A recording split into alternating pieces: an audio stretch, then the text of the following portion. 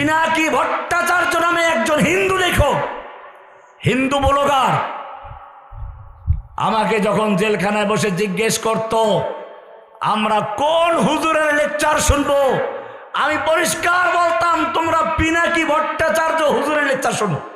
কারণ কি, আপনারা তার লেকচারগুলো শুনে দেখেন। ইলিয়াস হোসেন নামে আরেকজন সাংবাদিক, তাদের লেকচার শুনো।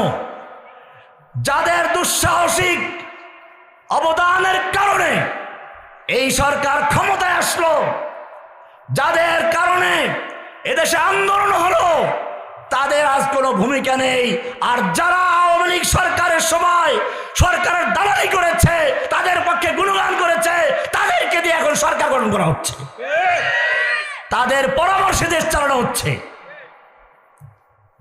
এই জন্য মনে রাখতে হবে, আমি সরকারকে স্পষ্ট বলতে চাই, আমাদেরকে জেলে ঢুকানোর ভয় দেখায় লাভ নাই। জেল তো আমরা দেখিয়ে এসেছি।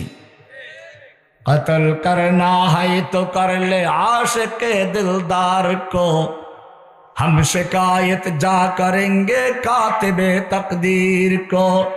इस गर्ज से जो मक्तल में गया वो सुबह शाम सलामत रहती है, ये जान तो आनी जानी है, इस जान की कोई परवाह नहीं।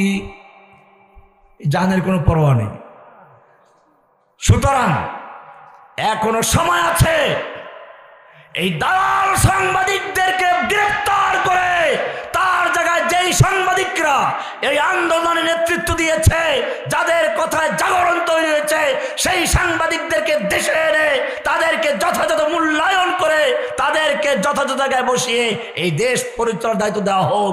ইনশাআল্লাহ এদেশের কোনো ইঁদুর বাদর, কোনো ইসকনের সাহস হবে না এদেশের দিকে আঙ্গুল তাক করা।